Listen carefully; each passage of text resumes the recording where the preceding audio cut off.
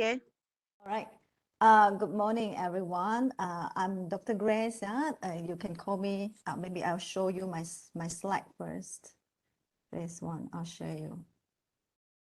Can you see the slide? Yeah? Can you? Okay. Okay, so good morning. I'm Dr. Grace, and today we are going to cover problem formulation. And thank you everyone for attending my session today. And I think this session is extremely important for you because it's actually explain how are you going to, prepare for your chapter 1, the most important part of your thesis, in a sense that because it actually, many people say that it is actually a summary of the whole thesis. In a sense, it explains why do you need to conduct this research, and what are the issues that you want to basically tackle. So before we start on the parts here, I'm going to have a brief introduction of myself. I am a lecturer in marketing. I've been teaching marketing for many years in UMS. Before that, I was working in the industry in Singapore. And I did my first degree and second degree in Malaysia. My first degree is with the National University of Malaysia, UKM. My second degree is with the Graduate School of Management, UPM, University Putra, Malaysia. And my PhD degree, I did it in Waseda University in Tokyo. Not sure whether you guys heard about Waseda or not. That is where I did my PhD previously. So my research field of interest is basically in marketing. Of course, we do a lot of cross-disciplinary studies in the sense that I'm also involved in a lot of community development studies and also tourism, so those are the things, because I believe that marketing is the basic for a lot of other industries whereby they all need marketing related knowledge. So in marketing, my field of study is very much on social media marketing, on branding, on retailing and services industries. All right, so I think this is the brief introduction by me, because by Dr. Izanti actually promised me she will do the introduction, but it is okay. All right, so I shall start with our sharing today. I wouldn't say it's a lecture, but this is more of a sharing in the sense that perhaps everybody would have their different ways of approaching a research problem, in a sense. Maybe your supervisor have a different approach compared to me, but this is generally how would be a way for you to look into it. Yeah. So there are a few things that we will cover, a few chapters that we'll cover today. Number one, what is a research proposal? I believe this is what you have been preparing, right? For the past semester, I think you have been, before you join and start your semester, you have already write a research proposal. Of course, how good, how detailed, how comprehensive your research proposal is, it all depends on whether you understand the basic and the foundations of conducting a research, okay? So first of all, when we talk about a research proposal, first of all, we need to understand what is a research, okay? So when we talk about research, it is a process of finding solutions to a problem after a thorough study and analysis of situational factors. It is actually an organized, systematic, data-based, critical, objective, and scientific inquiry or investigation. You look into the term scientific here, yeah? I would like to have some maybe perhaps to expose you to some basic of it. A lot of people actually criticize social sciences previously, especially from the science disciplines. They are saying that social sciences, you guys are study about human, when you come into a lot of a technique, for example, like observations, technique, for example, like more qualitative way of analyzing the issues, it become less scientific in a way, because if you look into those sciences, when they do their study, they do it in the experiment lab, in a laboratory, whereby everything is under control. So when they conduct any research, is go through a proper process and this and that. But a lot of social scientists, because of the nature of our research and the objective of the research, it is slightly different from the sciences, the experimental that conduct, the experiment that conduct in the lab, for example. So we were being criticized as less scientific previously, but in the recent years, things change. If you really look into a lot of social sciences study, we are approaching more and more scientific in the sense that we have a very organized, systematic, we based on data that we collected, and from there we actually analyze the data that we collected and we compare with our initial proposition whether it is correct or not. Okay, so Farisha, you're requesting for something. Sorry, No, sorry, Doctor. Can you cancel it? I think I have wrongly allowed you to do something. Yes. How to cancel? I also don't know. I didn't look at it and I just allowed you to do it. Huh? So as long as you're not pressing anything, please. Okay. So when we talk about a research, then we understand that first thing that you must remember is that the research that you are going to conduct during a PhD study is supposed to be organized, systematic, based on the data. It has to be objective and scientific inquiry. And because of these terms here, you need to basically systematically report how you conduct this research, how you approach this research, how you conduct it, and you need to report it in your thesis. This is basically what you have to do.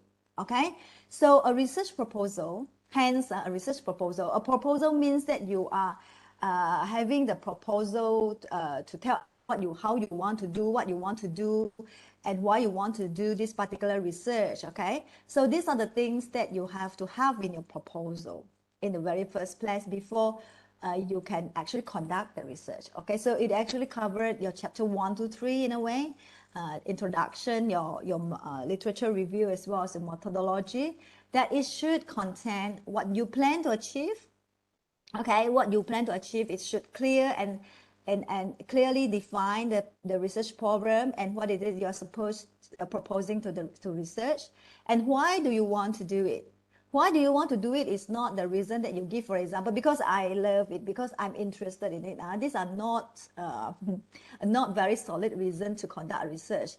The reason why we want to study on a particular research problem is because it is basically a topic that worthy of study, in a sense that is actually through a proper and systematic and organized review of the literature that you found that, we found that this is what is the gap that we have in the literature, and this is the reason why you want to do it. Okay, it is not because of you stay in Sabah, you want to do a study in Sabah. That is not a good reason. You stay in Malaysia, you want to do a research in Malaysia. You stay in China, you want to do a research in China. This is not a good reason, because a researcher is supposed to be objective. It doesn't matter where you are.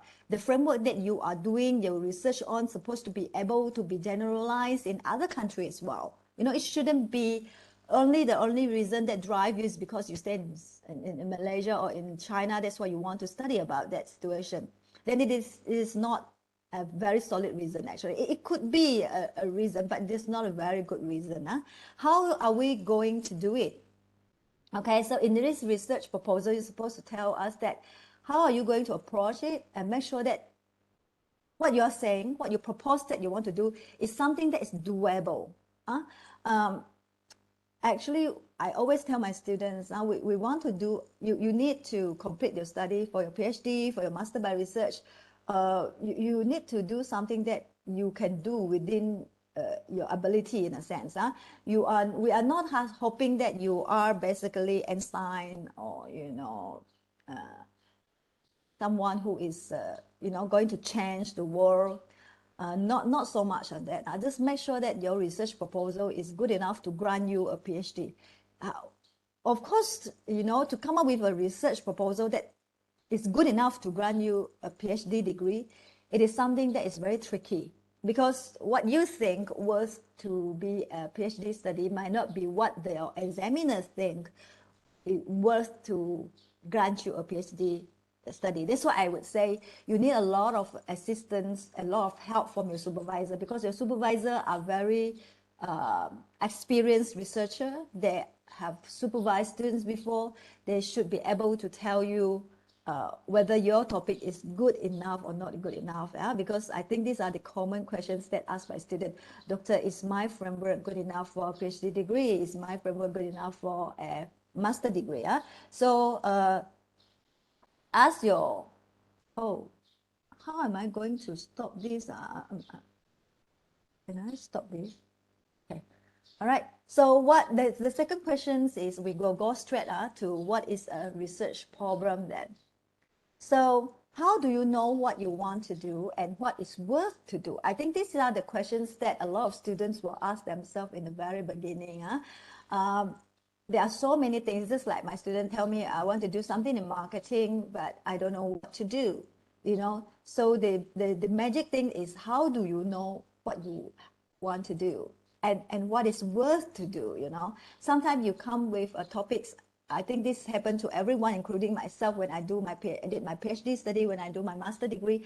I think this is the same issue here. Is I'm interested in doing a topic, but is this topic good enough? Is there any research gaps, you know? How do you know how to find out that, you know? Well, the things is that, first of all, you have to ask yourself. My advice to you is you ask yourself what you want to study first. Before you study, you should be reading. Okay, you should be reading anything that is in the field, anything that's related to you. Okay, so what do I want to study? You need to ask yourself two questions. Is the things that you want to do important? Are they significant? Okay, significant and important. The second thing that you have to ask yourself is, are they new? New here might not be new to the world, because mind you, I always tell my students, don't think so grand about your research. You know, most of the time you'll find that what you are researching on is something, yep, perhaps it is new in a particular niche market, but this particular body of knowledge, the framework that you're going to develop later on, it definitely has been tested somewhere else, in some other industry, in some other field, for example. Because what build up your framework are variables, are concepts. And these concepts and variables, if you've taken the other courses, I think last week on this measurement scale, and I talk about the difference between concept and indicators and theories.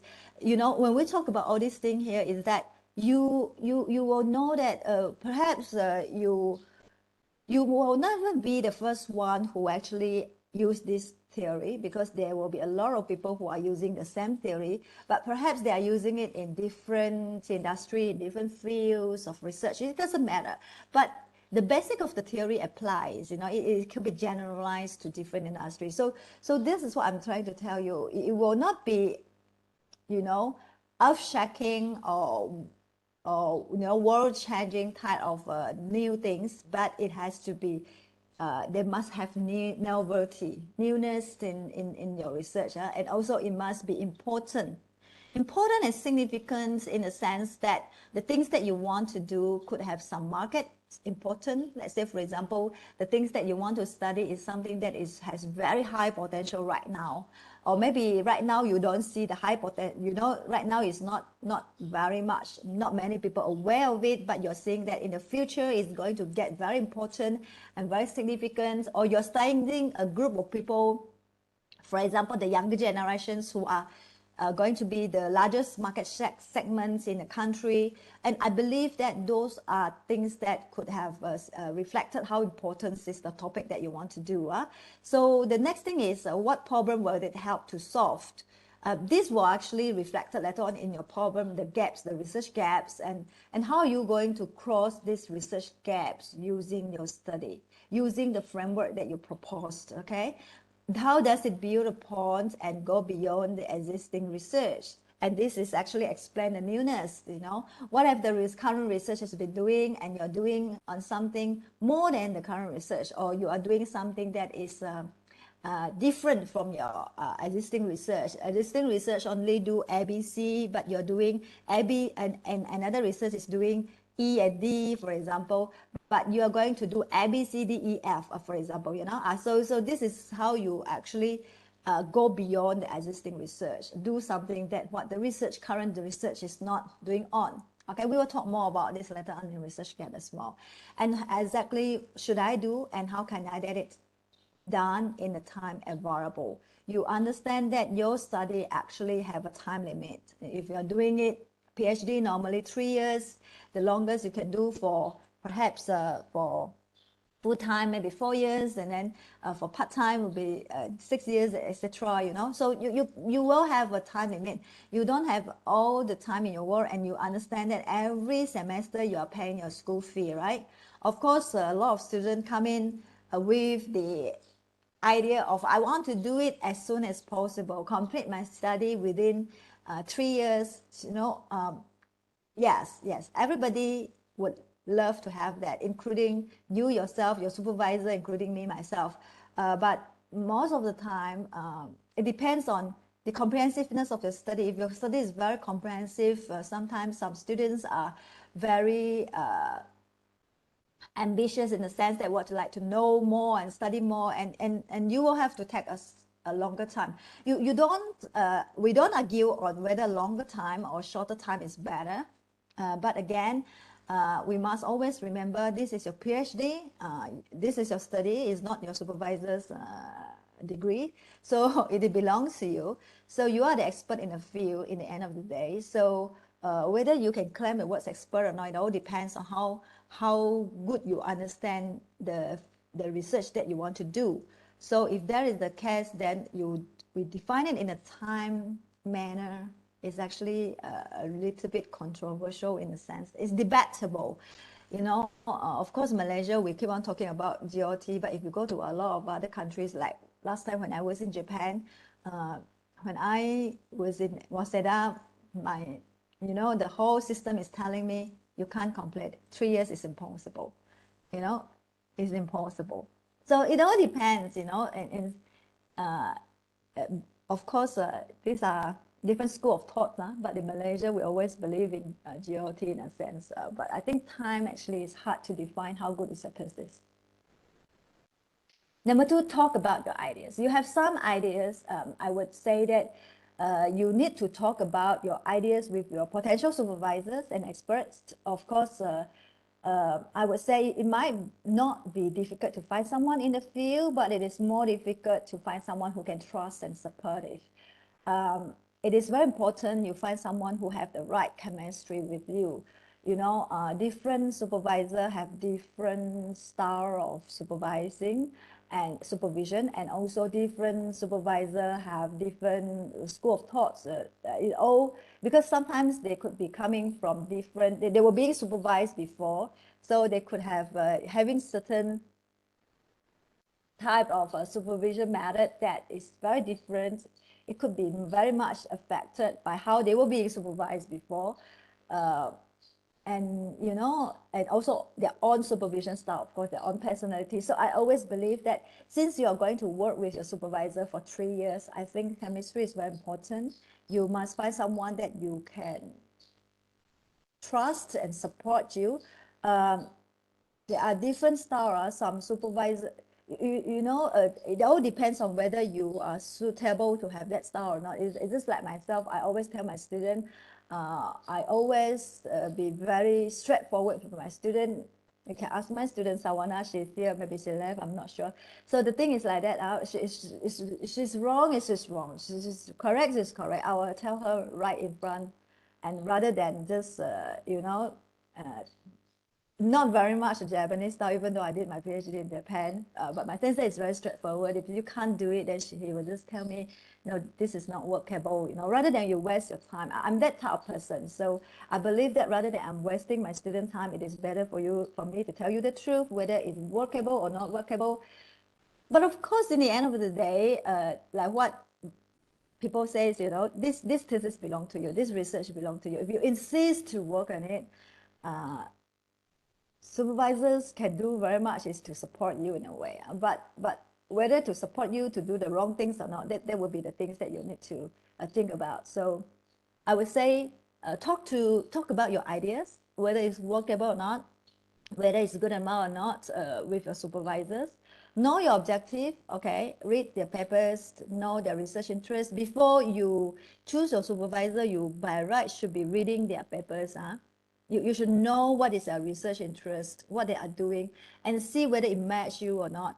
I always think that supervisors, like me, myself, my own experience is that I want to be able to help my student. If I wouldn't be able to help my student, then it's better for my student to choose another supervisor. It's that simple. There's no hard feeling, but it all depends. So, and I believe that by reading their papers and their research interests, you will be able to know what type of I mean, expertise that your supervisor is in, you know, what topics they are good in. Because supervisors' opinions are very important in a sense that help you to build the right framework. I have to tell you this is extremely important. If you can't see the issues with your framework, your supervisors should be able to see the problems in the framework. Okay? So choose the right one. This is what I'm saying. Hence, face-to-face meeting is better. I always think so. We have students from China, and one of the China students is asking me just now, when are we supposed to go back to the campus? My advice to you, you should come back as soon as possible, if it is possible. Because now, I believe even in China, if you are with the reason of studying, your country is permitting you to leave, you should be here. Build up rapport and chemistry with the supervisor is not simple. It's not simple things. Not every supervisor will chase after you. You know, where is the report? You can ask my student. I chase after them all the time. But it is a very tiring process. Not every supervisor want to do it, and it is not fair to the supervisor to always chasing you. You know, where is your progress? Where is your progress? What is your progress? It is not fair to the supervisor.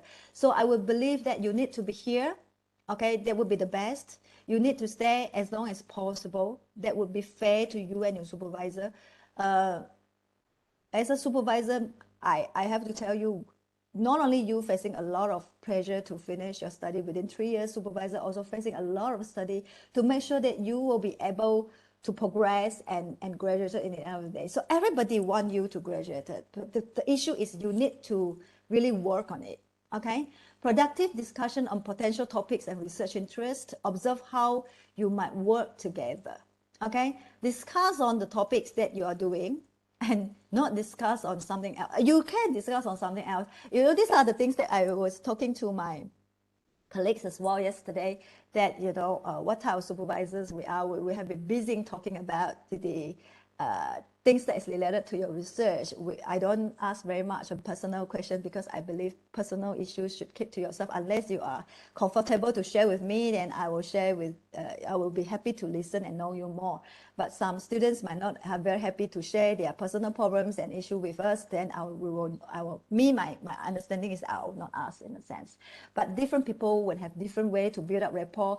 Choose someone that you think suit you. If you like sharing this and that, choose someone who can share with you. You know, things are like that. But most of the time, make sure that your discussion is productive, because you don't have much time. Your supervisors are very busy. You know, like us, we have not only research to do, supervision, we have teaching, we have consultation, innovation projects, this and that. So we have a lot of other things to do. Make sure that when you engage with your supervisors, you have productive discussion and not talking about something else. And test the water, communicate your intention clearly with your potential supervisors. But of course, in UMS, sometimes, let's say, for example, students for overseas, you do not know who is the experts in the field. You can actually know, you know, by reading, by do some research before you come and choose.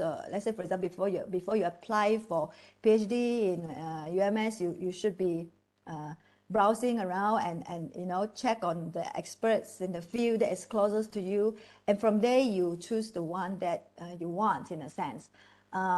Because if you're not, then the faculty will basically assign you to someone. Of course, when the postgraduate committee assign you to some supervisor, they are actually at the very best of your interests. They are trying to see what is the closest match between your proposal and your supervisor's, expertise, in a sense, and they will propose you the one that is the best, in a sense. Yes, that is two ways. You want to find it yourself, or you actually, let the postgraduate committee to propose you one supervisor. that could work as well. But again, like what I said, chemistry is very, very important. You need to know your supervisor, talk to them on your research topic. They'll be able to give you some advice. Okay, so the next question is, after you do all those things, like you have a rough idea, topics that you want to do. So how are we going to basically look for more information about these issues? How are we going to know the research problems that you have to write in your chapter 1? I would say, of course, number 1 is the deduction from the theories, okay? Especially for quantitative research. Most of the time we are doing a research and then we are building it from based on the foundation of theory. You could have a main theories and some supporting theories, or you're using only one theories or one. Sometimes you don't even have a theories. What you have is just model and concept. And like what the qualitative studies always have, you always start with concepts, and then from there they will try to see what they can look into that problems there.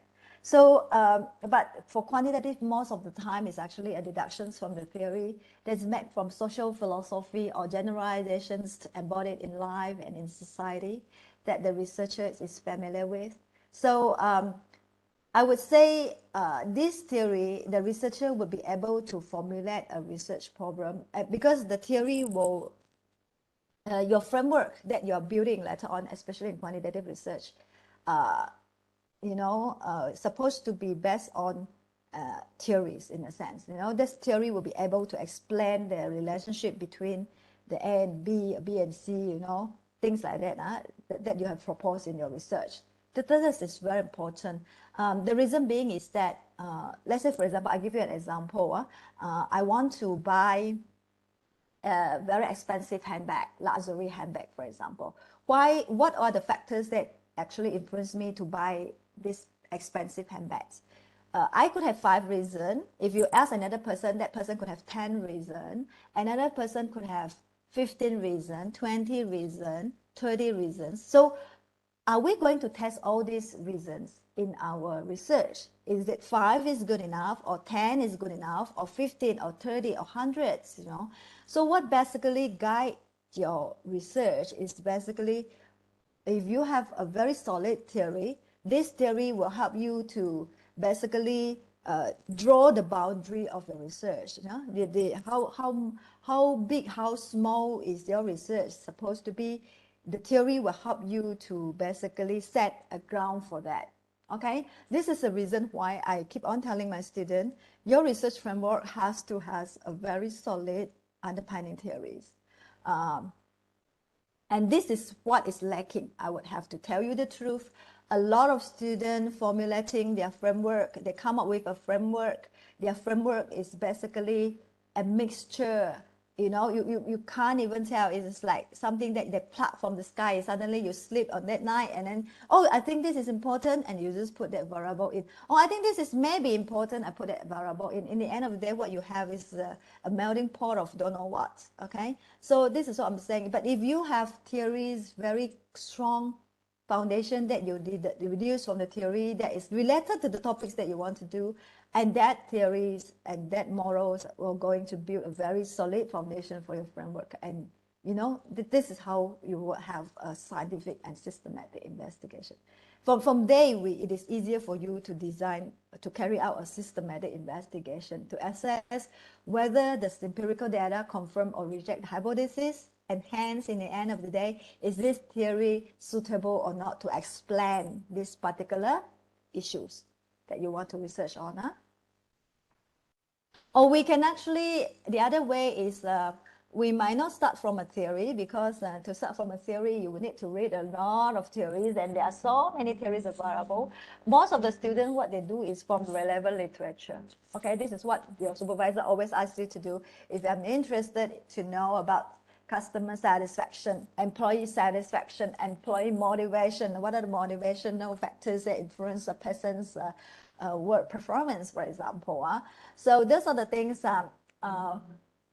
many supervisors will say, okay, you go and read more papers on the topics that you are interested in. Yeah, this is where it is the easiest one from the literature. Then you found that, oh, okay, there will be the theories that's related, and then what are the variables that they always test when they are talking about, when they are researching on these particular topics. And and this review of the literature, previous study, previous papers, it will reveal where the gap exists. They will actually highlight where does the a problem exists in a sense. This so the research may be conducted to, number one, fill in the knowledge gap. Number two, to evaluate if the methodology employed in the prior studies can be adapted to solve other problems. To determine a similar study could be conducted in different subject area or applied in a different context or different study sample. Okay, so 1, 2, 3 here, if you look into this one, this is normally when we want to draw a research gap, because what we have, because your study, your PhD and your master by research is actually, master by research and master by PhD is not the same like DBA or MBA. They are, the most important things that you have in your study is actually the knowledge, body of the knowledge. That's why I keep on talking about the theories and also the framework just now. The body of knowledge, most of the time, the most important thing is for us to close the gaps in the research. We will talk more about that later on. Okay, when we want to look into this, what are the gaps here is that sometimes, people could be researching on exactly the same thing that you are in the same context, in the same industry that you are using, but they use different methodologies. Maybe they are using qualitative, but you propose to do a quantitative studies. This is actually something different as well. Or let's say, for example, your previous study was researching in the field of tourism, but now you want to do it in the field of retail, for example. This is also another way to do it. So, but to understand this, whether there are gaps or not, later we'll talk about more gaps, it's only through the review of the relevant literature. Okay, so literature is extremely important. Okay, can come from your personal experience and interviewing practitioners. Some people, they are working in the industry for a long time. They actually see some issues, see some, not necessarily problems, it could be issues about particular topics that arise from your own experience, or you have previously conduct formal interviews and informal discussions with the practitioners who provide insight into new directions for future research and how to make the research more relevant to practice. This can be done as well. Because it will actually solve the issues in the real world. But the thing is that because your research is a PhD, okay, is a PhD by research, so we must understand that there are a lot of things that even though, yep, this particular issue has been highlighted in the industry, but how are we going to test it here using you have to do it in an academic way. Okay, you are basically have to follow how the research was being conducted in a scientific and objective manners. When we do it in a subjective and scientific manner, it means that we will minimize a lot of biases. I give you an example. Let's say, for example, in marketing, we have a lot of marketing consultation company. Previously, when I was younger, we also help those companies to collect some data. Most of the time, what they are interested in is more on the what they call descriptive data. But that descriptive data is actually not very, descriptive data, for example, like percentages and also frequencies. These are very good to provide how to describe the sample that you collect, but it basically does not, you cannot generalize your findings. You cannot say that, oh, okay, what happened in the samples that you have with this descriptive data, I will be able to explain what happened to the population. No, descriptive data normally don't do that. We will have to do further testing on the data that we will be able, in the end of the day, we have to run a regression, this and that, to be able to tell that perhaps by using the sample that you have, you will be able to explain the population. You will be able to generalize your findings to the population in that sense. So those are the things that the people in the industry are not using most of the time, more advanced statistical testing of the data that you have. So this is what you will be doing in your research, okay, that you will be able to combine what is the issues or topics that the industry think is important, and you test it in a scientific manner. All right, interdisciplinary perspective. Sometimes the ideas, the issues might not come from your industry. It could come from a different industry, different different fields of studies that you would be able to know about this. Basically, also Sam here from the literature, the review, or you can talk to people that you found that actually there's something that's happened in another field of it, but it will soon be affecting what you have in the study of the context of study that you want to do. Okay, so this is another thing. So first of all, I would say people asking, Doctor, how do we know whether my topic is actually important enough, whether there's a growing popularity or interest in the topic is increasing?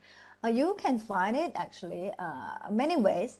Of course, if you really want to know whether it is true or not, what happened in the industry, maybe you can just try to use Google Trends. You can search on Google Trends and you can type your keywords and see whether the topics that you want to do, the issues that you want to do is actually now the trends. How is the trend? Is the trend is decreasing or the trend is increasing? A lot of people are talking about it. When you're using Google Trends, you can actually, let me see whether we can use this or not. I'll show it to you. You will be able to see, let's say, for example, you just want to know, for example, NFT. You want to see whether a lot of people are talking about NFT or not. This is one of the topics that my student is doing. So how would it be? You can compare it across the region. Let's say, for example, Malaysia, or you want to choose it the whole worldwide. You want to do it for the past 12 months. You want to do it for the 2004 and now. How would be the trend, for example? You'll be able to see whether it's correct or not previously, because it's a very new topic. That's why, how many people are actually Google search on this topic. Google actually give you some idea on which other countries are always searching on the relevant topics, and in what field that's related, most of the time related to arts, it's related to cryptocurrency, for example. So these are the things that we will be able to tell, okay? So whether how popular it is by using Google Trends. And of course, but that one is a general trends in the industry. But let's say, for example, you want to know more about the research that has been being done in the field of things that you're interested in. Okay, so maybe what you can do is you have to check on some platform. For example, Scopus actually publish, they have, you can get a lot of popular papers across different fields in Scopus, and then and then this is what we have it here. UMS has subscribe to Scopus. Not only Scopus, we subscribe to quite a lot of platforms that you can look for papers. If you use another why normally people are doing, like my students, sometimes the easiest one is for you to use Google Scholar, for example. You can look for papers. You can just click here and then you can just type. This is the most common one for you to look for paper. For example, you want to know Douglas and Craig's translation method, collaborative and integrative translation method. So you can get it, but sometimes some paper might not be free. You have to pay for it. So if you have to pay for it, then Google don't give you free access. Then you can find it in your MSE as resources accessed. You can go to using eProxy. Okay, Easy Proxy. I think you can go to Easy Proxy and look for, you can just type, make sure that you ask your coordinator and the person in charge how do you get those, the link or the easy proxy from UMS. Because our library subscribe to all these platforms, we pay a lot of money every year. So make sure you use it, download papers using our UMS easy proxy. Because if you are not using our easy proxy, later on, UMS and the library might think that no one is using that particular platform. They might unsubscribe it. So they think, not many people are using it. So rather than pay a lot of money, better we stop subscribing those things. So please use those things. Download your papers. We have Emerald, we have EBSCOhost, we have Jester, Science Direct, and also we have Scopus. We have quite ample different choices of platform that you can look for papers. Okay, and so focus on your research area, your interest, narrow it, focus it. Okay, and the next thing that you have to do is you need to read. I keep on telling my students, reading seems to be a continuous thing that you have to do for your whole journey. But however, my advice to you, read good journals. Okay, there are so many journal papers available in the world. Okay, but not all journal papers are good.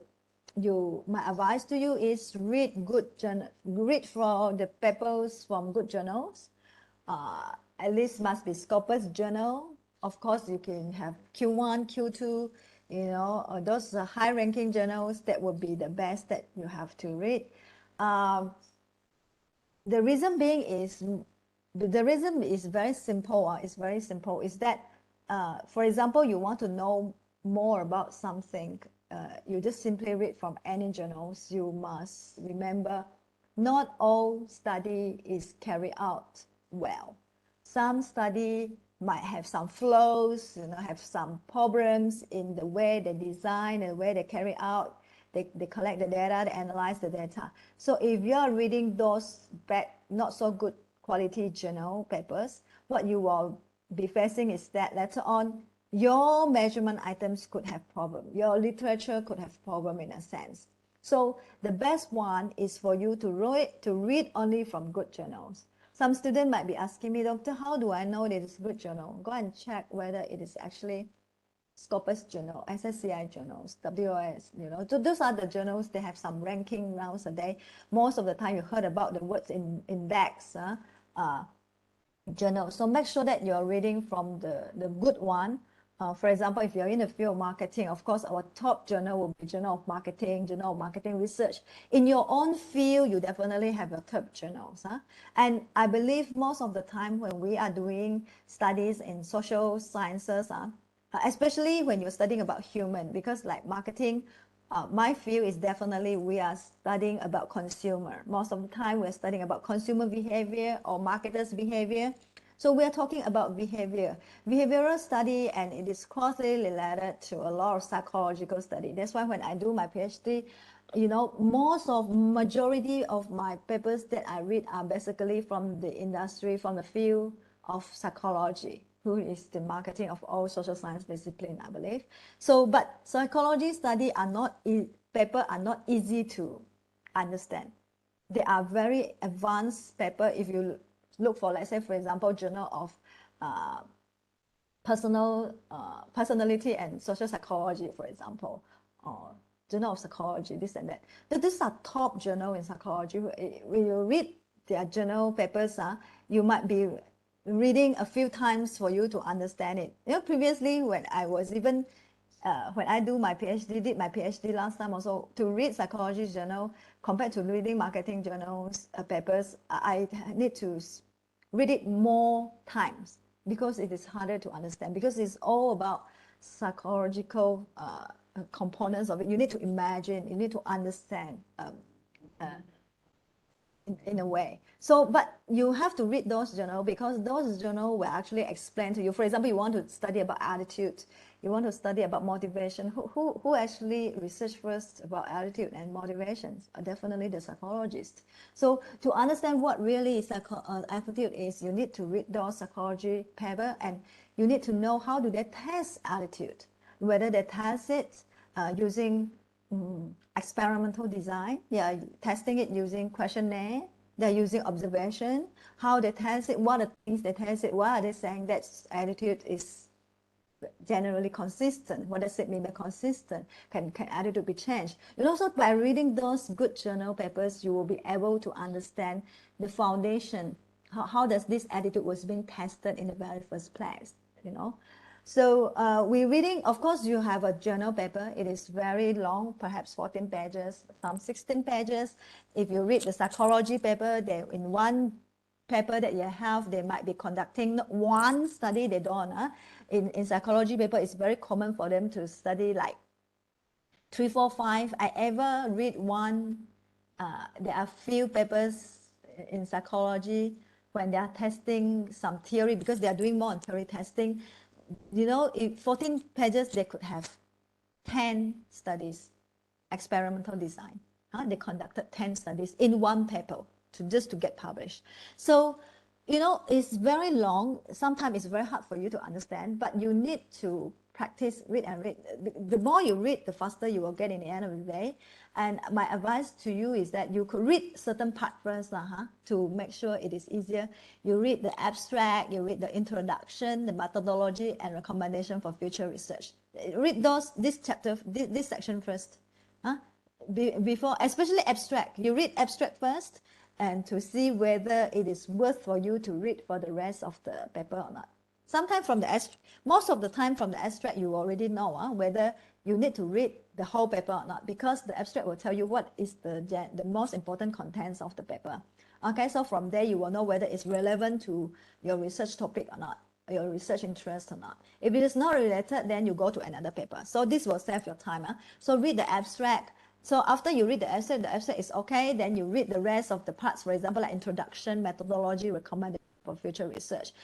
So before you read the whole papers, this is what I'm saying. That's why if you listen to what I'm trying to tell you here, is that you read a paper, journal paper, it's not reading it once. You need to read it many times to really understand it. Okay, I believe a lot of students, you know, last time when I did my PhD study, we used to joke about it. We used to set target for myself. If I'm full-time student, one day how many papers I need to read. One day, if I set 3 papers, 4 papers, 1 week I need to have 28 papers or 30 papers. So if 1 week 30 papers, 1 month how many papers, 1 year how many papers? That's why a lot of people saying that for PhD study, in the end of the day, you might have to read as much as more than 1,000 papers. And you not reading is not only reading, but taking notes of the important points of the paper that you read, and not including the searching time as well. So doing PhD, doing master by research is all about determination. You need to be determined to really understand your field of interest.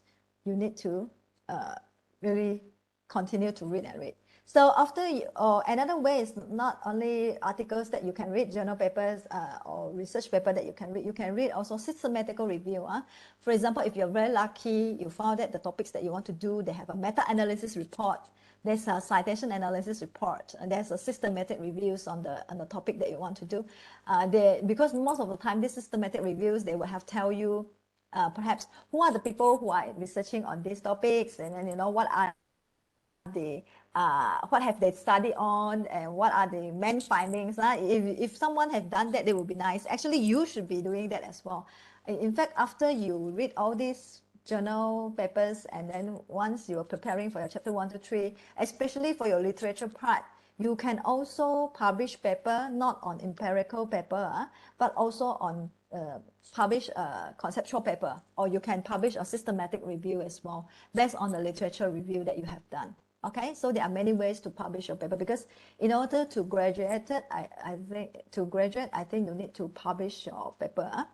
Visit the website of the most influential journals in the field. You can key in using your key concepts, very short articles, and each one is dedicated to one topic, specific topic. It could be things like that as well. Some people write short editorial review or whatsoever, written by very prominent scholar, refer to the reference section for the most important papers written in the field.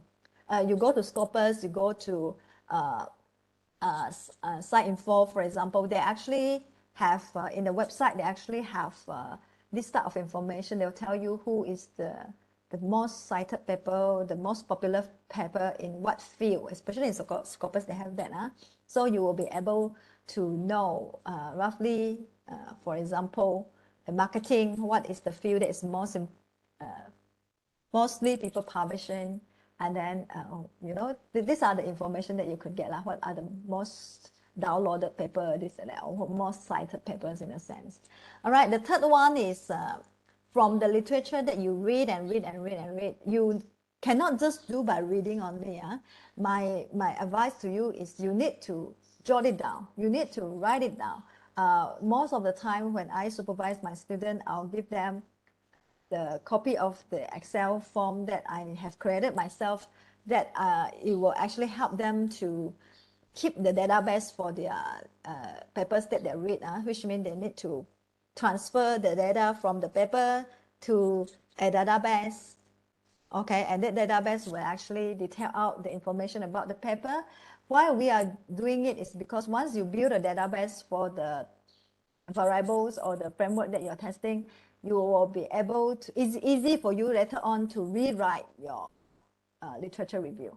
Okay, why a lot of people finding problem to write the literature review is because they do not do that in a sense. They don't do summary, they don't do, for them to basically reorganize the literature that they have read, so many papers that you have read. If you only read 10 papers, it's not so difficult, but just imagine if you're reading 3 in a day and 30 in 10 days, in a month, you would have 300 papers. So this is a lot of paper. You need to have a organized way to organize these papers in a sense. But of course, you will have lecturers who are briefing you on your literature review. I'm not going to touch on that.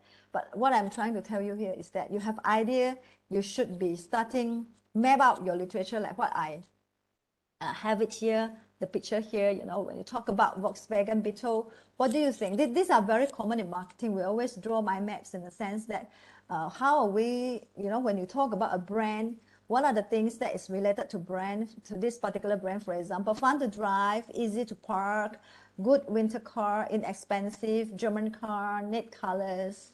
Inexpensive, when we talk about inexpensive or Volkswagen, what are the things that you can think of? It could be the gas mileage is good, low sticker price, things like that. So this is how we draw the things. You can actually expand your ideas in such a way as well. Research each of your questions to see if there are people out there who had the same questions and found answers to them. Yep, this is how you start to generate the research questions actually, to see, because like what I keep on telling my students, you will never be the first one who studying on these particular issues. There will definitely be someone else. It's just like my students who are doing NFT. NFT might be new, but the framework to build out NFT, the variables that you want to test, definitely there will be people who are doing it. And just like Sawana, she's doing on private label brands. Private label brands is private label brands, but definitely there are things that's related to private label brands. Build out these things that has been tested somewhere else. Okay, the components of a research proposal. This is your chapter 1, very common. Title, introduction, literature review, methodology, expected results, implications, conclusion, references. We're going to talk about introduction only, and if possible, I would like to focus on 2 things only, research gaps and problem statements. Maybe I would talk a little bit on the research objective and questions if I have time. But you look into the research gaps and the research problems. These are basically the most important things in chapter 1, I would say. All right, so before that, I would like to give some advices on the title. A lot of people ask, how long would be the title, should be your PhD title. Of course, you can decide your title, or you can even change your title until the very last minutes of your, the directions, the research context cannot change, but title, to rearrange your title, you can still rearrange it until your viva also, we can propose you, examiner can propose you to change your title. So roughly how long is the title? I would say add in 15 words in length. Different school of thoughts have a different idea on how to write the title. Some people think that the title is supposed to be short. Some university want their titles to be very detailed. Let's say, for example, in Malaysia, I think we have the USM people who want, or the UITM people, USM people who want their title to be very detailed. Some think that does not need to be that detailed, but what would be the general acceptance criteria of a good title? I would say, because title is very important, but there's the title for your dissertation, for your thesis, and title for the journal paper that you write to publish in journal are slightly different, because when you're writing for a journal paper, it's supposed to be interesting, because you want to draw attention, not only the attention of the readers, but the attention of the editor. But most of the time, when it is the title for your thesis, it has to be clear and accurate, I would say.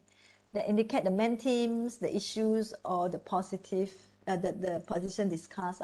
It should reflect the area and the focus of your research. So it should be more informative and interesting in a sense. Some people, in the title, they would have explained to include the independent variable and dependent variables. It depends on whether you can put all the independent variables in or not, because sometimes you could have a lot of independent variables, for example. But dependent variable most of the time has to be in a topic. This is what we are saying. It has to explain what will be researched, how will be researched, with whom, and where, and in what context the research be conducted. So these are the general guidelines. If you want to write a research, you could be writing it using main theme, research topic, okay? And then should be include research design, plus population, plus geographical area, okay? This one, for example, barriers to internet banking approach, into banking adoption. This is a research topic. It's a qualitative study, so it's detail the research design among corporate customers. This is population in Thailand. Thailand is geographic area, but you may not include all these things in. Not necessarily in your topic. You must have the research topic, the research design, population, and geographical area. In fact, population and geographical area can be omitted if it is too long. Okay, for example, the dynamic nature of conflict, a longitudinal study of intra-group conflict and group performance. If you look into this type of topic, they only have two main components, which is the research topic and the research design only. They don't have the population, they don't have the geographical area. It is okay, it is okay. It's just a suggestion on how are you going to organize your title. Okay, then we go into the important parts that we are having, because problem formulation is closely related to research gaps. Okay, that like what I showed you just now is a sequence from background of the study to research gaps to research problem. Okay, from problem statement, then you draw your research objective and questions. From your research objective and questions to your scope of study, to your significance of the study, and then the definition of terms. So this is in chapter 1. All right. So research gap. What is a research gap? Research gap is a research questions or problem that has not been answered appropriately or at all in a given field of study. There could be no one is doing that particular thing in that particular field of study. Or it could be some people has do it, but not comprehensively. They have been doing it, in a certain aspect, but not inclusive enough in a sense. So, and this research gap is very important. It will make your research significant. It will show a deep understanding of the status of the body of the knowledge. I keep on just now talking about the body of the knowledge. And it shows that you have conducted a research which fulfill the gap in the literature. There's basically two types of research gap. One is what we call practical problems or industry gaps. The other one is contradiction in literature. That's what we call literature gap. So generally, there are two gaps that you can draw. One is industry gaps. The other one is literature gap. So tips to identify research gap, like what I tell you just now, tips to identify either it is a literature gap or industry gaps. Okay, number one, there could be lack of or insufficient studies. If you look into these studies, there could be not enough studies, for example, and you can do it in, let's say, for example, geographical gaps, in the sense that previous study was conducted in the West, but there's less studies conducted in the Asia Pacific region. This could be a gap as well. Okay. Another one is population gap. For example, previously this study was mostly conducted to study about senior citizens, but it was not being conducted to study about the young consumers. And you think it is important for you to test young consumers, the reason being blah, blah, blah, blah, blah, blah. Okay, so this is lack or insufficient studies, not enough studies in the field of the things that you want to study. Okay. Lack of understanding. This is the reason why I tell you just now. You said, why you want to study about this thing? Because you stay in China, because I stay in Malaysia. This is not a good objective. This is not a gap, you got me right? It's not a reason for us to conduct a research. The reason for us to conduct a research is because you want to do it in Malaysia, because there is no such study was being conducted in Malaysia. There's no such study was conducted in China. Yeah, even though there is study conducted in China, but most of the time this study is focusing on A and B, but not C and D. Okay, so you're going to conduct a study that is going to cover A, B, C, D, for example. Then it is okay. Lack of or insufficient studies. Okay, so this address a gap. Another gap is lack of understanding or controversial or conflicting findings. For example, a lot of people has been studying on this particular variable, this dimension, but however, there are a lot of conflicting results. Some say that it is significantly affecting A and B is significantly related, but another study said that A and B is not significantly related. So it's confusing and it's conflicting. Okay, some study are using, for example, previously most of them are using theory of planned behaviors only, or TUMS, technology adoption model, to test particular framework.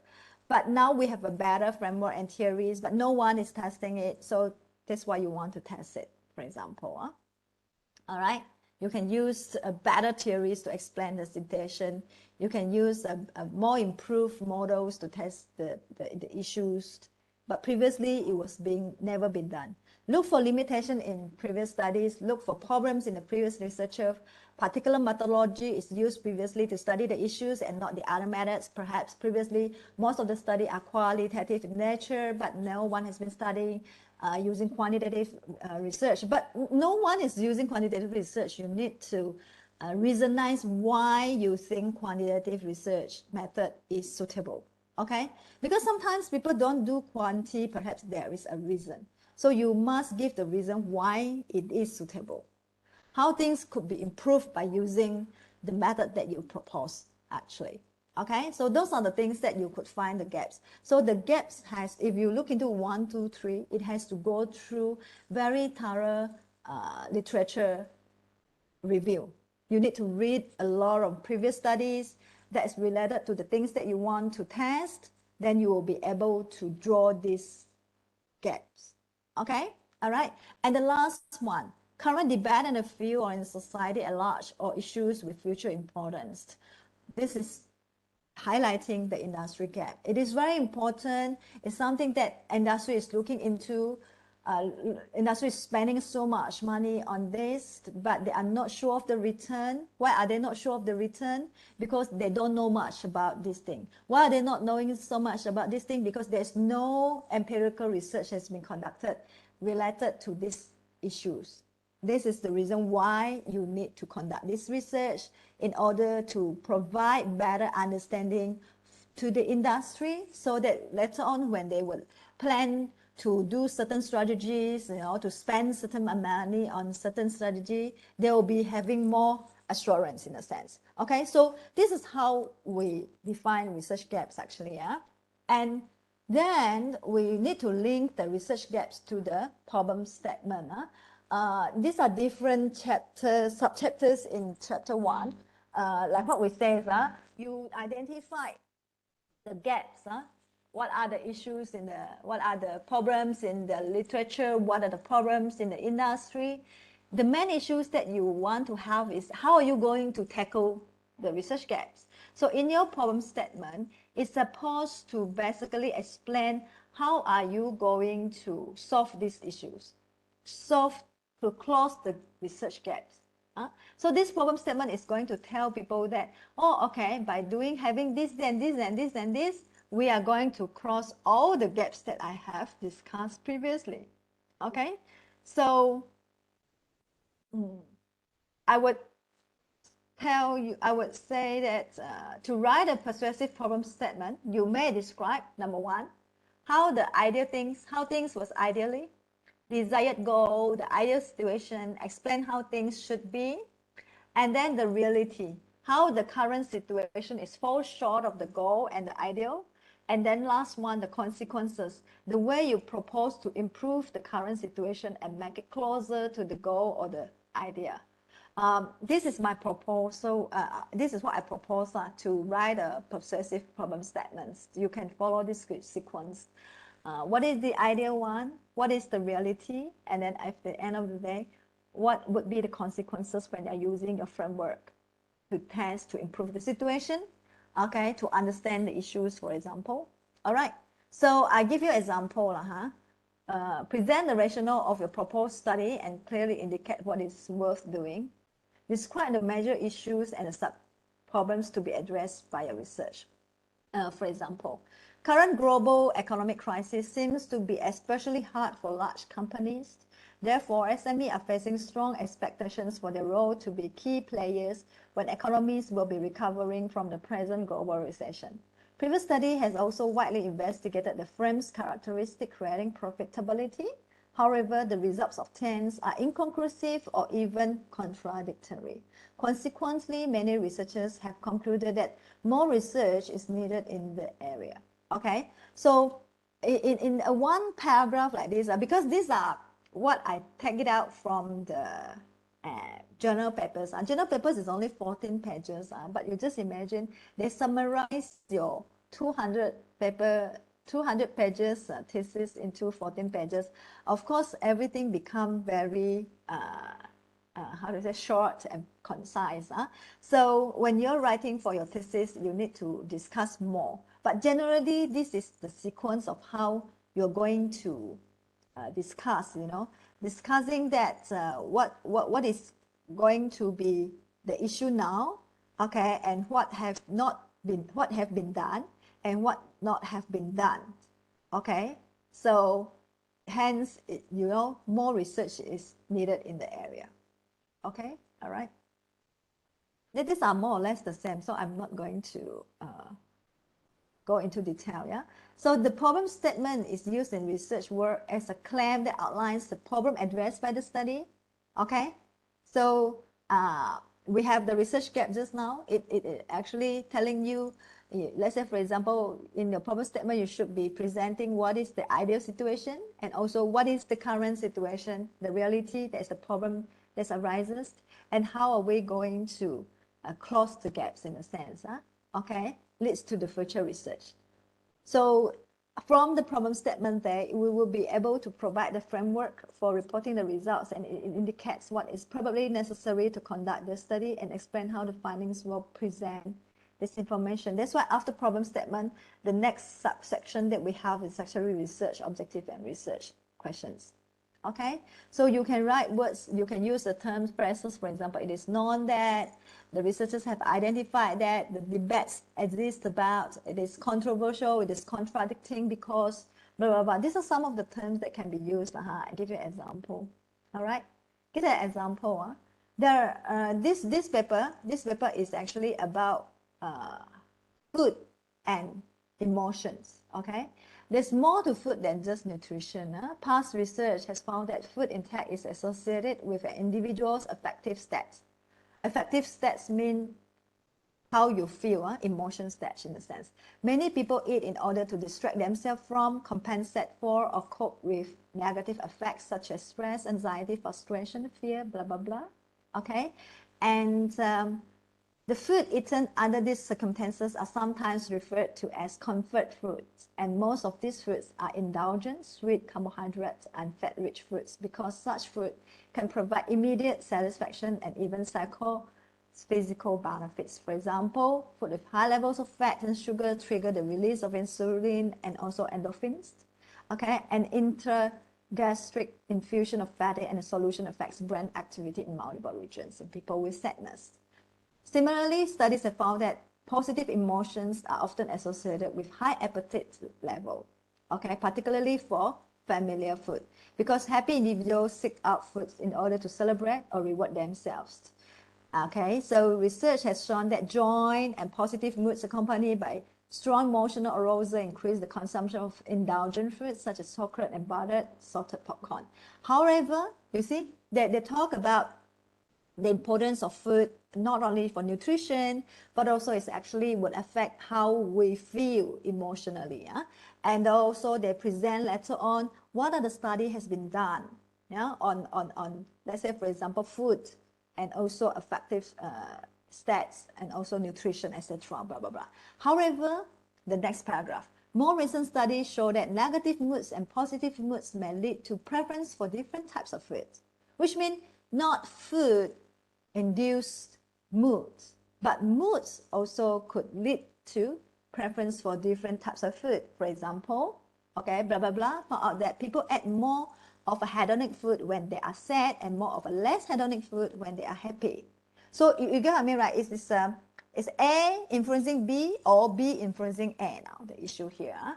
So a few studies offer insight into why positive moods are associated with preference for such diverse foods based on the affect regulation framework. Then they bring in the theory, bring in the framework now, okay? So for example, Andrea found that a positive mood increased one's willingness to try an indulgent food when a mood-lifting cues were present, but decreased willingness to try a healthy food when a mood-threatening cue was present. When no mood-changing cue was present, however, a positive mood increased willingness to try both chocolate and coconut mood water compared to a neutral mood, and we see a moderator here, the cue. However, similarly, this Labro and Barbara show that people in a positive mood choose nutritious food because when they did not feel the need for mood maintaining behaviors, but choose indulgent food when they felt the need for mood maintaining behaviors. Then the second one, mood maintaining behaviors. However, this study will limit in that the affect regulation motive for choosing healthy or indulgent foods was experimentally given to participants as led theories about the nature of moods and explicit cues about mood changing consequences associated with consuming the target mood foods. Moreover, although some researchers have interpreted the finding that people in a positive mood prefer healthy foods to indulgent food as an indication of people in a positive mood acting in the long-term interest like health. The relationship between mood, affect, regulation, temporal perspective, and food choices have not been empirically tested in a comprehensive model. You see, now they're actually highlighting, previously they were highlighting the gaps, then now they are making a conclusion. Now, the relationship between A, B, C, D, E, F, G was not empirically tested in a comprehensive manner.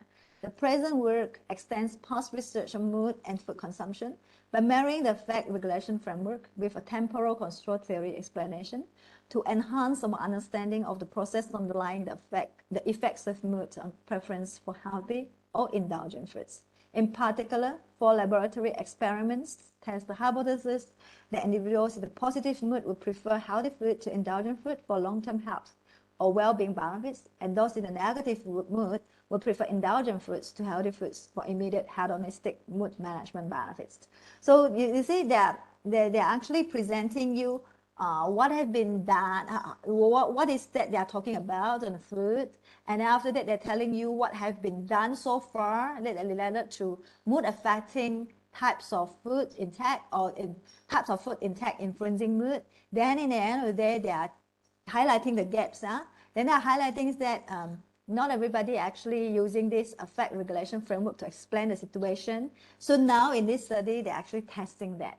They will be able to extend the past research of mood and food consumption by marrying the affect regulation framework and the temporal control theory explanation. So we know in this study here, they are using 2 things. One is affect regulation framework, then they explain it using the temporal control theory. Okay, to explain how we can enhance the understanding of process underlying the effects of mood on preference for healthy and indulgent foods. Of course, in this paper, because this is a paper, this is a journal paper, that's why they start to talk about the laboratory experiment test in the problem statement. But actually, you don't have to, because in your thesis, you are not writing in such a way. The experiments for laboratory experiment, this thing, you will write it in your chapter 3 later on. You don't have to write it in your chapter 1. If it's okay. Okay? All right? So they are using experiment to test the relationship between mood, affect regulation, temporal perspective, and food choice. So the paper is not an easy paper, but the way they organize their paper is very clear.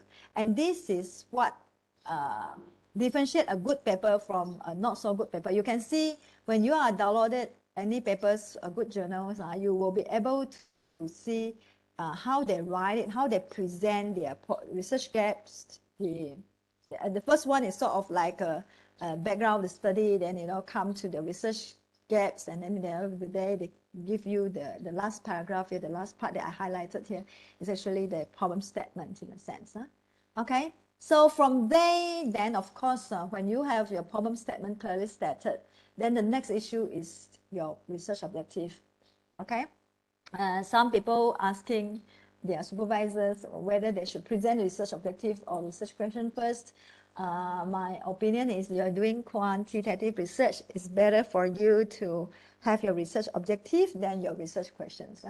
Okay, you have your objective, then you draw your questions. So this research objective has to be like what we say, okay? It has to be focused on a single issues, and you use the terms such as to analyze, to compare, to describe, to determine, to investigate, to review, to test.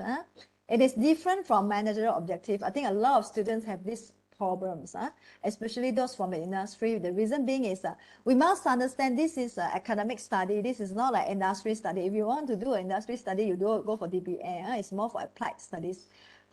So the objective has to be very, very specific. For example, to develop an intervention plan in order to improve internal communication between top management and operation staff. This is wrong. It's too vague, not clear enough. Okay. Number 2, to advise management on how to improve the quality of service delivered to customers at what company. Also, this is wrong. Okay, we are not solving the problems in the industry, the management problems. Well, how are we going to write a good RO is, for example, I give you the example of RO. To identify the factors influencing consumers' online buying intention. See, very clear. You only want to study what are the factors influencing consumer online buying intention, not offline buying intention, but online buying intention factors. The more specific it is, the better. The more focused and more specific it is, the better it is.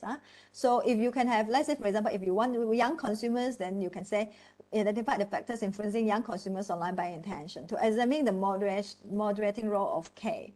To examine the mediating role of moral and disengagement in the relationship between antecedent factors and deviant working behavior, for example. So your RO is very clear. Then from this RO, you are going to write your RQ, right? So, for example, do individual factors. Just now with RO, we say factors, right? So RQ has to be more specific. What type of factors? Okay, personality and mood positively influencing consumers' online buying intention. Number 2, does K moderates the relationship between X and Y, in which people with high level of K will cause more positive relationships between X and Y. Most of the time, when you come to moderating, just like moderating hypothesis, your moderating hypothesis shouldn't be only K moderates the relationship between X and Y. It shouldn't be like that only. Your hypothesis should be more detailed in a manner that it has to explain your position. So which means people with high level of K will have more positive relationship between X and Y. So you have to make a statement, whether high level of K or low level of K. How does this K affect the relationship between X and Y? You need to have that standing, okay, for moderation hypothesis. Does moral disengagement mediates the relationship between antecedent factors and workplace deviance? Okay, so these are the things how you write your RO and RQ. If you look into the example here, they are more specific, more focused, okay? That's what you're supposed to be. Of course, we do have a qualitative research questions, but however, this is not the what I want to discuss today, because today we are focusing on more quantitative one, which we most of the time quantitative research questions would be because the research things that you do, it could be descriptive, it could be comparative, it could be reflect relationships. It all depends on you. So most of the time it should highlight the population, the dependent variables, the design, whether it is descriptive, it is correlational, experimental, or causal comparative, and the link between the research questions and the design. All right. So the research questions has to be focused and researchable.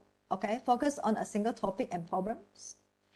Follow the research problem. Okay. Answerable. You cannot write. Some students are very funny. Their research, because the problem statement are not written well, the research gap was not being addressed properly, and the problem statement was not talking about the dependent variable at all, and the variables and also the theory used. Immediately they have all the variables that they want to test in their research objective and research question. It's very, very weird. Cannot be like that.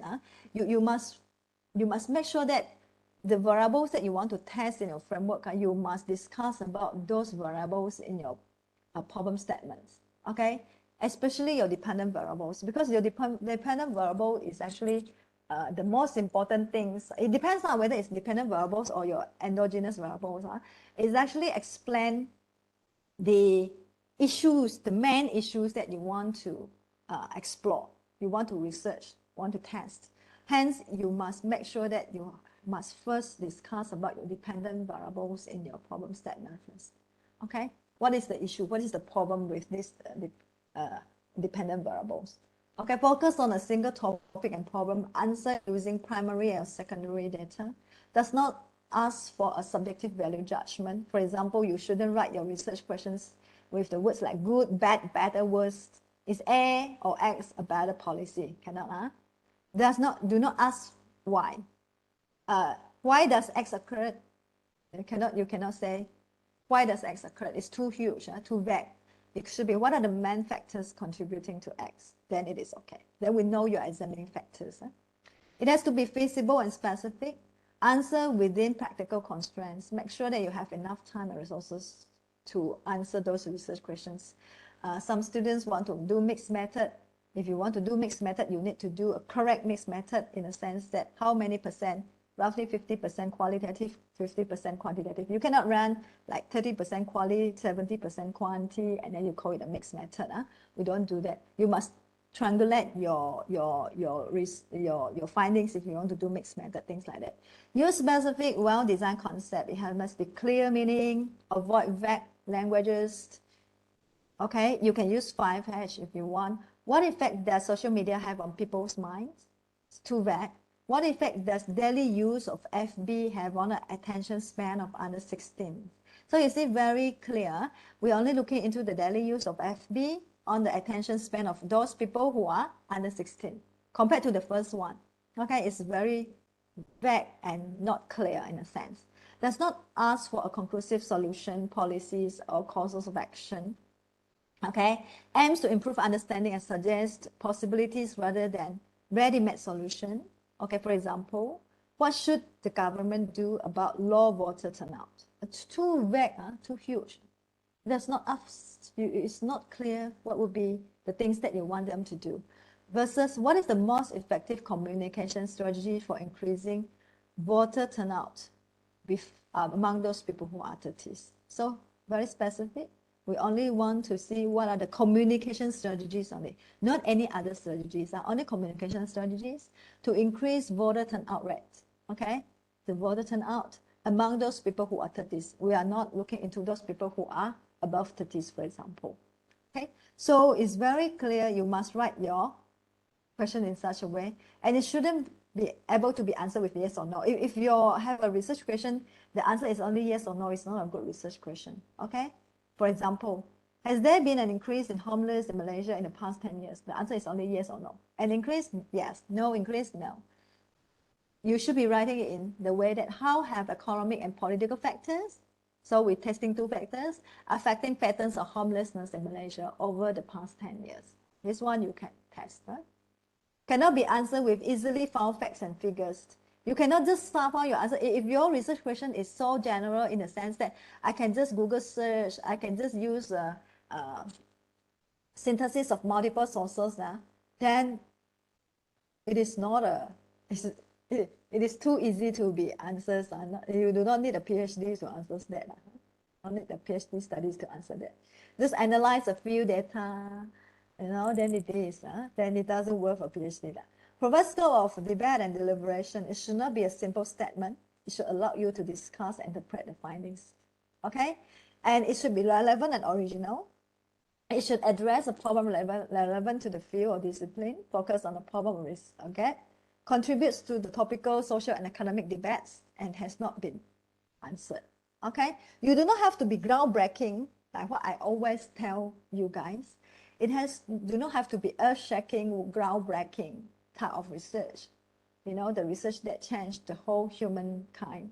Do not need to, but your research must have originality, must have novelty, that's worth for a PhD degree to be granted, in a sense. All right, so by using the way that I teach you just now, how to find the research gaps, how to write your research problems, from there, the research gaps and the research problem statement, it will basically tell us that whether your study is worthy of a PhD degree or a Master by Research degree or not.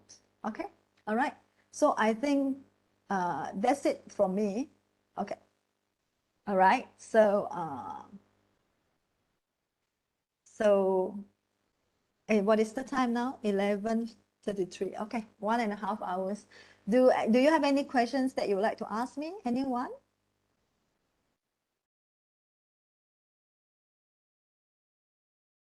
Yes? I hope you guys understand what I'm talking just now. Yes? Anyone with any questions you may ask me?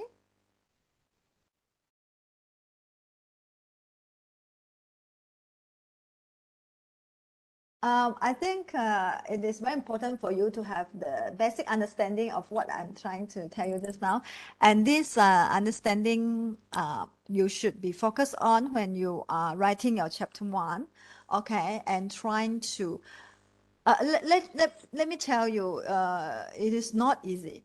For someone who have gone through the process, I will have to tell you, it is always a learning by mistake process, in the sense that we keep on improving ourselves on how to write your chapter 1, how to write a good research gaps and also problem statements.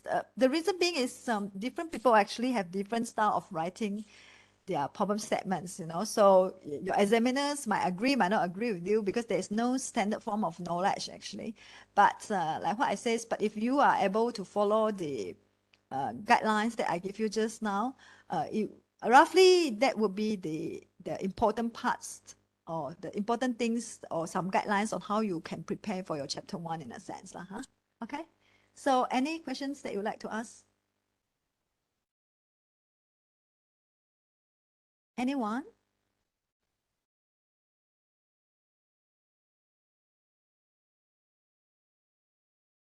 No questions? You clear? Okay, so make sure that starting from now on, please communicate with your Morning, doctor. Morning. You mean no question, or you have a question? Yeah, I have a question. Okay. I want to know what is the number of the words required for the paper? For your thesis. I mean yes, thesis. For your thesis. I did the different things between paper and thesis. If it's a journal paper, you need roughly like 14 pages, 16 pages. It all depends. For your PhD, you can't ask me. You have to ask the postgraduate center. I'm not. I don't know because different university have different. Just to be frank with you, pages is numbers of words is just guidelines. Oh, okay. Thank Just you. guideline. If you have, you know, let's say, for example, in sciences, it's not surprise for us to hear that some people, those scientists, their PhD paper could be only 40 pages, 30 pages, they can get a PhD. If their research is, you know, earth-shaking, groundbreaking in a sense, it's really something that's, but most of the time in social sciences, because we need, when you're studying about human behavior, you know, this type of things, most of the time we want to see more explanation.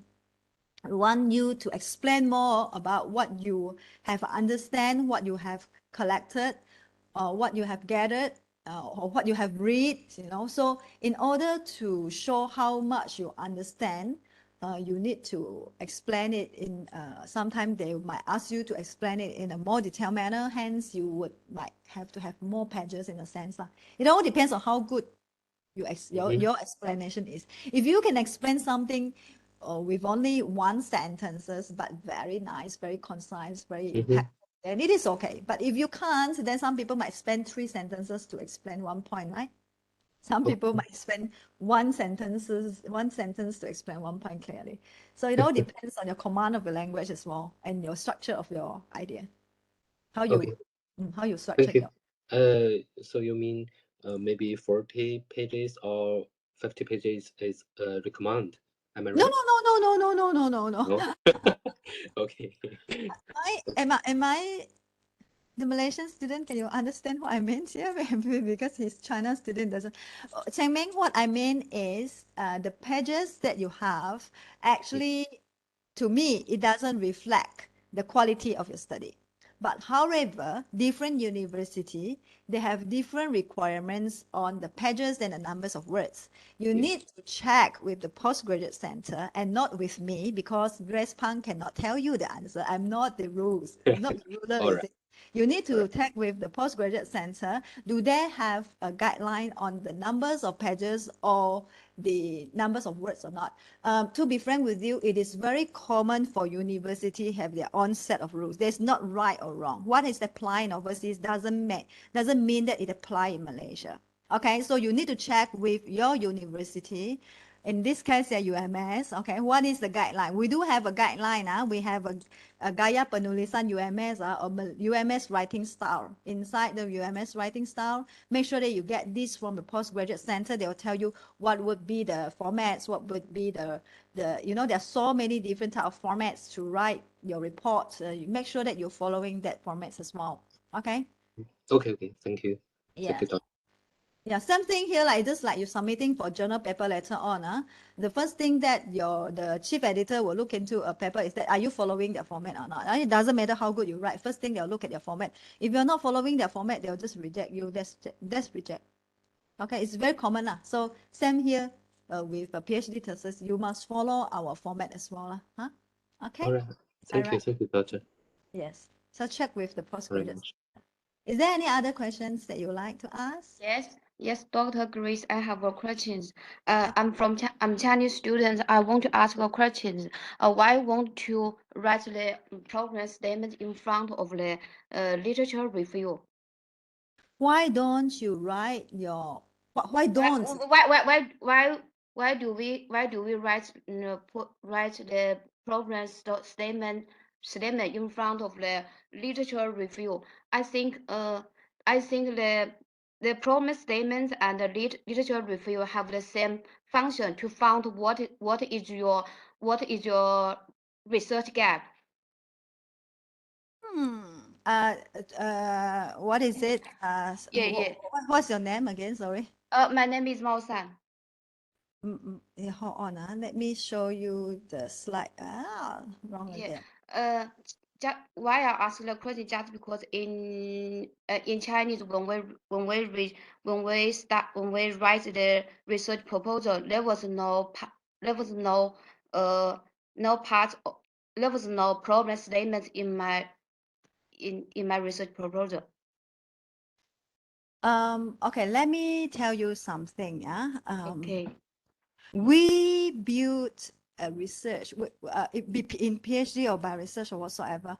We want to study an issue because we notice there is an issue.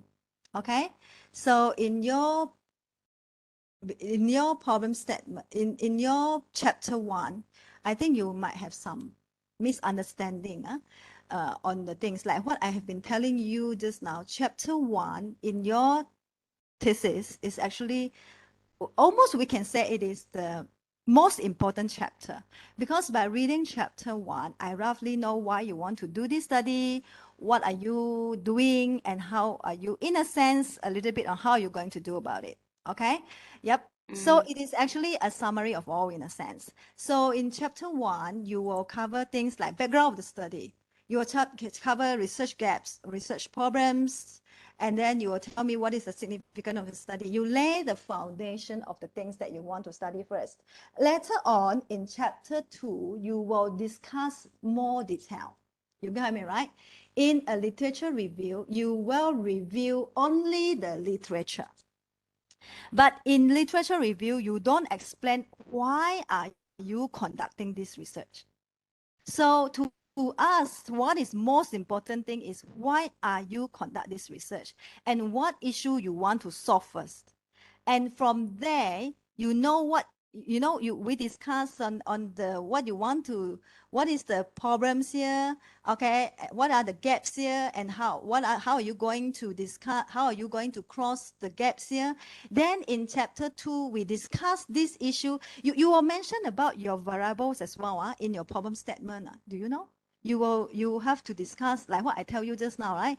In your problem statement, the most important thing is actually your dependent variable, because your dependent variable will tell people what is the most important things that you want to solve. Okay, by using what? Of course, by using the theories that you have, by using the dimensions that you proposed, okay, in your framework. All right, so from there, you will discuss more about these variables that you want to test in your framework. Okay, you will discuss about them in a more detailed manner in the literature review. Do you understand what I mean? Yeah, I got it. Maybe I need time to digest what you said. Yeah. Yeah, thank you. Thank you. Because the most important thing when we are doing a research is to explain why do you want to do that research. Why first? Yeah. Before you found the problem. Huh? Yeah. Okay. Yeah. So you mean that when in the chapter 2, the literature review didn't include Literature review is to review the literature only. The variables, the theory that you have. Yeah. Just write the detail of some independent variable. It all depends on how you write it. Some people actually have their hypothesis development in the literature review, but my style is to have it in the methodology, the hypothesis development in methodology part chapter 3. Literature review is to review the literature. For example, you want to see one variable, for example, self-congruity. You want to analyze what are the studies has been done on self-congruity in the context of, for example, online buying. So you read all those journals that is related to people who are studying about self-congruity and brands or brand self-congruity in the context of online buying. So you review those literature and you find out that some literature support, some literature not support. Some are using what type of methods, they are using, most of them are using, for example, a questionnaire survey, and then they are doing mostly on the young children and, or let's say, for example, or young people, not very much on mature consumers. Okay, then later part, this literature review will help you to basically build your hypothesis in the hypothesis development, because you want to build the relationship between your dependent variables and your independent variables. You need to have literature to support, and this literature to support by rights to be only the literature that support there is a significant positive relationship. Of course, we don't mention significant in our hypothesis. There is a positive relationship between A and B. So you will talk about A and B in your literature review. Okay, but when you discuss about A and B in your literature review, A and B might not be always significant, right? Because in some study, when you read the paper, it's significant. When you read some other paper, it's not significant. You need to critically review why in A is significant, why in study blah, blah, blah is significant. Why in study, blah, blah, blah is not significant. This is how you do literature review. Later on, you will have a lecturer teach you how to do literature review. That's not my job. But the thing is, this is what I'm trying to tell you. You got me, right? Why introduction is before literature review? Because you need to explain the reason. Remember the very beginning here?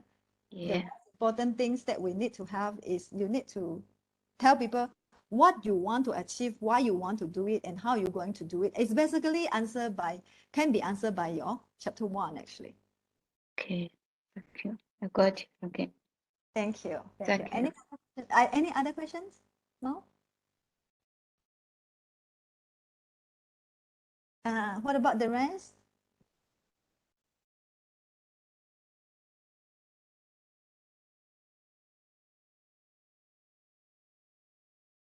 No questions? Everybody clear? Or everybody still blah blah? What about the rest of you? You are clear, or you're still blah blah, or you're still in the process of discussing with your supervisor?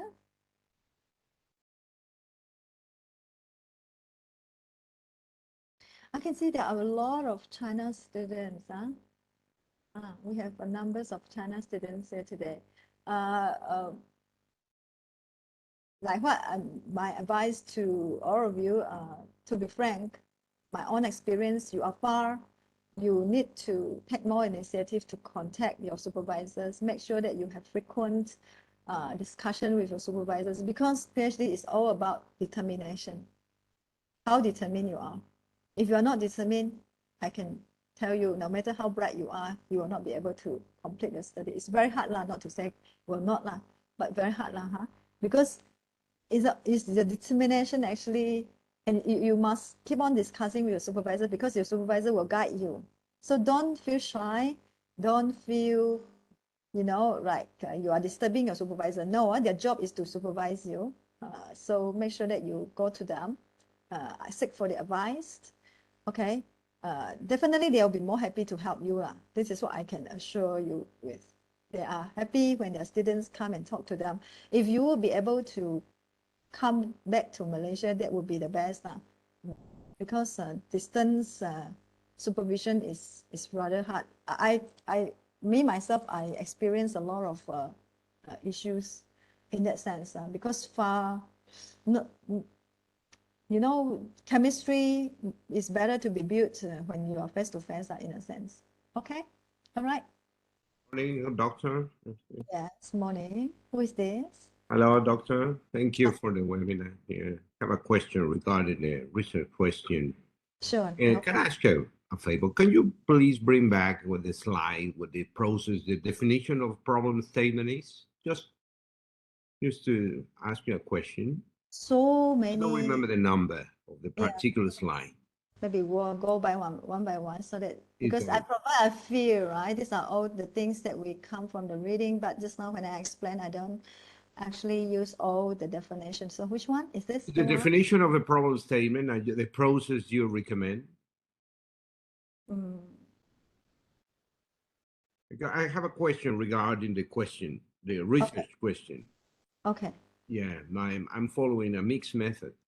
So all right. Certain authors specialize in this methodology, like Cresswell, so they claim that what really drives the research is the question. So the privilege question over objectives. So my question to you is, what do you recommend for articulating the mixed method question? I think Humberto, you asked me before this, right? A similar one. A similar one. I have to tell you, I'm not expert in mixed research method. Because most of the time in marketing, I do mixed method, but I don't claim it is a mixed method, because our qualitative research is laying the foundation for the quantitative research. This is what we did in marketing. So you got me right. So before we study on the quantitative study, we carry out the quantitative study, we do qualitative first, and then at the end of the day, this qualitative research, the findings is help to build the questionnaires that we have, or not to say to build, but to to verify the quantitative questionnaires that we have. All right, so this is what we do. I don't claim it as a mixed method, because when you say mixed method, most of the time you have to carry both study at the same time, and then you need to compare and triangulate the result of both studies in a sense. So I don't write research questions for mixed method. You didn't. But you Yeah. went first for the qualitative, collecting data and using that data to build the following phase. Yes. But when you come to research questions, we use the quantitative research. Only. Well, seemingly the procedure you use is quite regarded as mixed, as exploratory. Quite valid. Yes, a lot of Exploratory mix. people, Yes. a lot of people actually argue whether that could be good enough to claim as quantity or quality or not, because the percentages of the descriptions on, if it is a mixed method, it has to be 50-50. So which means, the comprehensiveness of the research quantity has to be same as quality. But because in marketing, most of the time, the comprehensiveness is more on the quantity. That's why the one that I did, that's why I don't claim it as a mixed method. I see what you mean. Yeah, it's subject to debate, a lot of debate around that. A lot of debate. So this is the reason why to play safe, I don't claim it in such a way. I just say that it is actually to verify the findings, or to build to lay the foundation for the quantitative research in that sense. Then my research questions and research objectives are basically quantitative in nature. Oh, I see, doctor. So you have to decide. I'm not an expert in mixed method. I'm afraid I might give you a wrong advice how to write research questions for mixed method. We need to, just to be frank, there are a few. Maybe what we can do is I try to inform Dr. Izianti that we should have a session for mixed method research. In that manner, we ask for any, lecturers who are good in doing mixed method, because most previously UK, those people who are graduated from Britain, they are popular to use mixed research method. In Japan, it is not a popular method in a sense. It is definitely a better method, to be frank. But it takes a lot of time, and it is actually very comprehensive. So that's why. Yeah. Thank you, doctor. Appreciate that. I would try to inform Dr. Izianti and see whether we can try to do a specific topic on mixed method. That's great. So previously, because I attended once mixed method previously when I am a lecturer before I'm doing my PhD, but most of the time they're actually very much quality. Yeah, they focus more on quality rather than quantity. It is very hard for us to find someone who is good in both, good in It is. My sensei, who is a quantitative researcher for all his life, he doesn't believe in qualitative. So you see, you have a lot of this type of scholars. You see, there's someone who believe in their way of doing the research. They are either in quality or quantity. They don't believe in the other side. This is the problem. That's why we don't have that many researchers who are good in both. Yeah. I don't dare to claim myself to be good in quality. That's why I'm so sorry I wouldn't be able to help you in that. It's okay. I appreciate that, doctor. Thank you. Very interesting, the webinar. Thank you. Yeah, sorry. Sorry. Maybe you can discuss with your supervisor, Humberto, but perhaps he can guide you on that. Yes. Yeah. Definitely. So try to talk to your supervisor and see what you can. Okay. Okay. All right. So any other questions?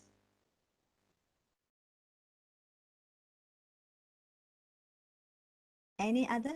If no, shall we end? Ellie, is it okay for us to end the session? Yeah, doctor. It's okay, right? Yeah. Ellie, can we, since we have, Humberto is actually requesting about this. I think he asked me twice in the session that I conducted. I think it's time for us to look into mixed research method. Perhaps the postgraduate center can you please reflect it to Dr. Izianti, and maybe we can request for a session for mixed research method in a sense. Boleh kan? Yeah. Yeah, thank you so much. Okay. Thank you. Yeah. All right. If there is nothing else, I would like to say thank you so much, everyone. Thank you for spending your 2 hours with me. I hope it benefit you. I hope you know now at least a little bit on the how would be the chapter 1 is look about how does it look like, and then how are you going to approach this thing. But just to be frank, I'm just telling you the theory part. You need to practice it. Only theory doesn't work. You need to write it. Only through writing, only through a lot of corrections and a lot of changes, amendments, then you will be able to improve your writing. Only write. You need to write. This is what I'm trying to tell you. There's no point for us to talk and talk and talk, but in the end of the day, nothing come out. So you must write something. This is my sincere advice to you. Okay, force yourself to write starting from today. Thank you so much. I hope you benefited from this particular session, and I shall see you future if we have chance to meet again. All right, if you are around in the office, just drop by my office. I'm on the 4th floor. Say hello to me, and I would love to meet you guys in person. Okay, that's all for today. Thank you so much. Oh, we need to take photo. Can you switch on your camera? I'm so sorry, me myself doesn't have a camera. I'm using my old computer because my new computer, I don't know what happened with the new computer. It doesn't work this morning. So I couldn't switch on my camera. Can you switch on your camera? Shall we take a photo? Maybe I can recognize you guys, when you are in the office or you're in the campus later on, and I'll say hello to each other. You need to know each other, yeah. It's actually a good way that you guys can support each other. Even though your supervisor could be different, but it would be good if you can know each other and you can become friends and support each other, because we all learn from each other. Learning is not supposed to be a lonely journey, yeah. Learning is supposed to be full of collaborations and help, partnership, this and that. All right. So can you switch on your camera and see and take photo? Ya, boleh ambil gambar. Come to Malaysia, and China student, you will be able to learn Malay language, which is a very interesting language. All right. Ambato, you have been here for a long time. Did you manage to speak Malay? Did you? Still in the learning process, doctor. Don't worry, you will. Try to, I mean, it's a very easy language, actually. It's very easy to learn. It's an interesting language. It's actually very similar to Latin languages. Yeah, that's why I think Latin is actually the foundation for a lot of language. So that's why you see a lot of similarities in other languages as well. So, all right, shall we switch on camera and Ellie, shall we take the photo, please? Nice meeting you guys. All right, sudah, Ellie? Done?